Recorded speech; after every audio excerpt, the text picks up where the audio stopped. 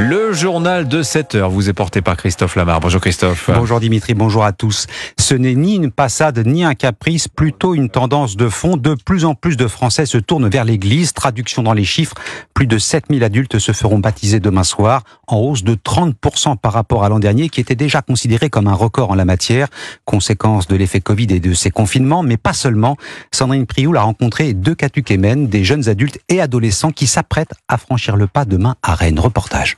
J'ai le chapelet, il accompagne mes prières, etc. Un incontournable chapelet qui sera calé dans la main d'Alexis demain soir pour ce qu'il appelle un des plus importants moments de sa vie, son baptême. À la base, je viens pas d'une famille croyante. Au contraire, à mes 19 ans, j'ai découvert en fait que la religion c'était quand même très loin de moi ce que je pensais. Et petit à petit, en allant à la messe de temps en temps pour accompagner mes amis, j'ai une passion un peu qui est née en moi. Et bon, maintenant, voilà, on y est quoi. Si j'en crois à ce qu'on me dit, j'espère que tout ça est vrai. Ça va illuminer d'autant plus ma vie. Une envie de prier, de se réfugier dans la spiritualité dans ces temps incertains ou de faire partie d'une même communauté. Pour Catherine, pratiquante, mais non baptisée jusqu'alors. J'avais envie d'en être. Ça fait 18 mois que je prépare, donc il y en a qui parleront sans doute de leur grossesse ou de leur projet professionnel. Moi, je peux facilement dire, le week-end prochain, je serai baptisée. Et finalement, les gens, croyants, non-croyants, reçoivent cette information comme un moment de joie et le partagent facilement avec moi. Et ça, c'est chouette. Un baptême par immersion, préparé comme une grande fête pour ces adultes qui veulent donner là un nouveau sens à leur vie. Un reportage avec des catéchumènes bretons. Sandrine Prioul, correspondante d'Europe 1 dans le Grand Ouest. Alors une célébration et des fêtes de Pâques qui vont se dérouler cette année sous très haute surveillance. Europe 1 vous le révélez hier, les services de renseignement jugent le risque d'une attaque terroriste très élevée. Demande express du ministre de l'Intérieur à tous les préfets, renforcer la sécurité devant chaque église et chaque temple protestant. Jean-Baptiste Marty, concrètement, de quelles mesures de sécurité parle-t-on ?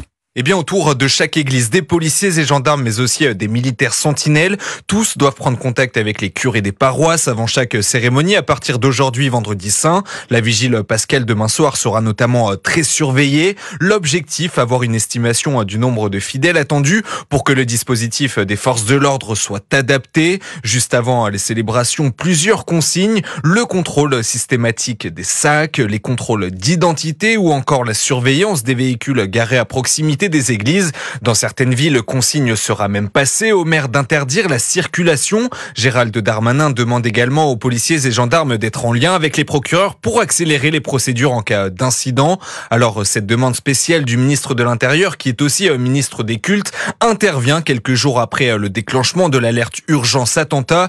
Une menace terroriste donc plus que jamais présente à quelques mois des Jeux Olympiques. Jean-Baptiste Marty du service police-justice d'Europe 1. Le gouvernement enquête d'économie pour contenir les déficits publics. Il a pris en étau entre les agences de notation qui s'apprêtent à réévaluer la qualité de la dette française et l'opposition. Vent debout contre le dérapage des finances publiques. Le gouverneur de la Banque de France met son grain de sel. Il faudra peut-être en passer par l'impôt. Et à propos d'économie, Gabriel Attal reste droit dans ses bottes et cible une partie de l'opposition. La réforme de l'assurance chômage doit combler une partie du déficit. Le Premier ministre en déplacement dans une usine L'Oréal dans les Yvelines hier en a profité pour adresser un tacle sévère à la France Insoumise et au Rassemblement National. Jacques Serret. Gabriel Attal met dans le même sac le Rassemblement National et la France Insoumise. Monsieur Mélenchon et Madame Le Pen, sur les questions de travail et de social, c'est un seul et même parti. Extrême droite, extrême gauche, même combat contre le travail. Une forme de parti du tout allocation. Une stratégie assumée pour tenter de décrédibiliser le RN. Quand Marine Le Pen dit voir en la réforme de l'assurance chômage une escroquerie, le Premier ministre réplique. Le fait que partout en France, les entreprises, les commerçants, les artisans, les PME vous disent qu'ils cherchent à recruter, qu'ils ont des offres d'emploi pour se développer, et que de l'autre côté on reste avec plus de 7% de chômage, pour eux c'est pas un problème. Nous on assume de dire qu'il faut inciter davantage à la reprise d'emploi. Pour Monsieur Mélenchon et Madame Le Pen, le fait qu'il y ait des gens qui restent 10 ans au RSA sans être suffisamment bien accompagnés pour retrouver un emploi, c'est normal. Nous, on dit que c'est pas normal. Une manière de dénoncer l'ambiguïté du RN qui cherche à convaincre les entrepreneurs et d'instiller le doute chez les électeurs de droite tentés de voter Bardella aux européennes. Jacques Serret du service politique d'Europe 1. À l'école, face à la multiplication des intrusions numériques, la ministre de l'Éducation suspend temporairement les messageries des espaces numériques de travail. Le temps de réinitialiser les comptes, c'est le piratage de cette messagerie qui a permis la diffusion de vidéos menaçantes contre les lycées et les collèges. Un adolescent de 17 ans a d'ailleurs été interpellé en région parisienne. Il est toujours entendu ce matin. La ministre, elle, est attendue aujourd'hui dans un établissement bordelais, cible lui aussi de menaces. L'enquête sur la disparition du petit Émile au Haut-Vernay, toujours pas de réponse ce matin après la mise en situation qui s'est déroulée hier dans ce village des Alpes de Haute-Provence. Le petit garçon s'est volatilisé en juillet 2023. La justice a donc convoqué tout le monde pour une mise en situation, procédure exceptionnelle, nouvelle tentative de percer le mystère d'une disparition. Reportage Stéphane Burgat, envoyé spécial d'Europe 1 dans les Alpes de Haute-Provence. Le hameau est resté hermétique jusqu'au bout, près de 10 heures d'une reconstitution qui n'en porte pas le nom. Mais rien n'a filtré de ces confrontations entre les versions des agendas de chacun ce 8 juillet 2023.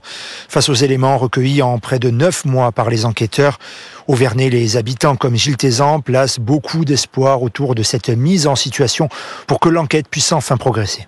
On attend la réponse, savoir ce qui s'est passé et que le village puisse retrouver la quiétude qu'il avait auparavant. Tout le monde espère, parce que pour vivre ici, maintenant c'est insupportable. Vous voyez bien qu'il n'y a pas grand monde dans le village. Alors, quand vous rencontrez quelqu'un, automatiquement, on est obligé de parler de ça, quoi. Et on essaie de se faire des films, des refilms, et donc on espère qu'ils pourront nous apporter des réponses sur ce drame. 17 personnes au total étaient entendues, la famille du petit Émile, des voisins, mais également des témoins. Le Vernay, Stéphane Burgat, Europe 1. Vous écoutez Europe 1 matin, il est 7h07. Le nouveau spectacle de Florence Foresti, Boys, Boys, Boys, il est diffusé ce soir en exclusivité sur Canal+. Oui, et l'humoriste a voulu surprendre son public. Spectacle consacré cette fois aux hommes. Mais oui, elle s'en explique au micro de Marie Jiquel. C'était vraiment le but du spectacle, c'est pour ça que je l'ai appelé comme ça. C'est que je me suis dit, bon, je vais m'intéresser aux hommes. Maintenant, j'ai beaucoup parlé des femmes, à travers moi, évidemment. Et puis, j'avais envie de parler d'eux, quoi. Voilà, j'avais envie de parler d'eux et de leur rendre hommage. Je veux dire, la domination, c'est pas une affaire de genre. La domination, c'est une affaire de pouvoir. Je sais pas, moi, tu prends un mec comme PPDA, par exemple. Pauvre d'Arvor, on s'en rappelle. Bon, pardon, mais je pense pas qu'il aurait fait autant de victimes s'il avait été gardien de parking, PPDA. Tiens, on l'aurait pas appelé PPDA, on l'aurait appelé Patoche, comme tout le monde. On lui aurait jeté les clés à la gueule, allez Patoche, je vais me garer ma Porsche. J'essaye de prendre un peu de distance par rapport à tout ce qu'on peut entendre. Et puis voilà, j'avais envie d'avoir un contrepoids dans tout ce qu'on pouvait entendre sur les hommes. Et j'avais envie aussi de donner un point de vue positif sur les hommes. Et c'est tout ce qui se serait passé. Florence Foresti au micro de Marie Jiquel. Boys, Boys, Boys. Moi, ça me rappelle une chanson diffusée ce soir en exclusivité de Sabrina. Sur Canal+. C'était une chanson de Motley Crue aussi. Hein. Alors, c'est vrai. Florence Foresti était avant-hier l'invitée de Thomas Hill sur Europe 1. Vous pouvez réécouter l'émission Culture Média. Je vous conseille parce que Florence était très en forme et elle nous a fait beaucoup rire. On parlait un petit peu musique rock'n'roll. Il y en aura ce soir le football avec un derby pour ouvrir la 27e journée de Ligue 1. Lille lance à 21h. Derby du Nord, suprématie régionale en jeu avec en ligne de mire potentielle qualification en Ligue des Champions. Ça va swinguer là-bas aussi. Merci Christophe Lamar, c'était votre journal. Il est 7h09 sur Europe 1. Dans 10 minutes, le jour où votre rendez-vous quotidien avec les archives d'Europe 1. Bonjour Laure d'Autriche. Bonjour à tous. Alors quel jour allons-nous revivre en ce 29 mars? L'acteur Bernard Blier qui est mort il y a 35 ans, le 30 mars 1989. On va lui faire une ordonnance. Et une sévère. Je vais lui montrer qui c'est Raoul. Aux quatre coins de Paris qu'on va le retrouver éparpillé par petits bouts façon puzzle. Inimitable Bernard Blier dans les tontons flingueurs en l'occurrence. Allez, à tout à l'heure Laure. Dans un instant dans Europe 1 Matin, on va parler du boom des baptêmes dans l'église catholique. Ce week-end, ils seront 2 fois plus nombreux qu'il y a 10 ans à recevoir le baptême à Pâques. L'église en est aussi heureuse que surprise, vous allez l'entendre.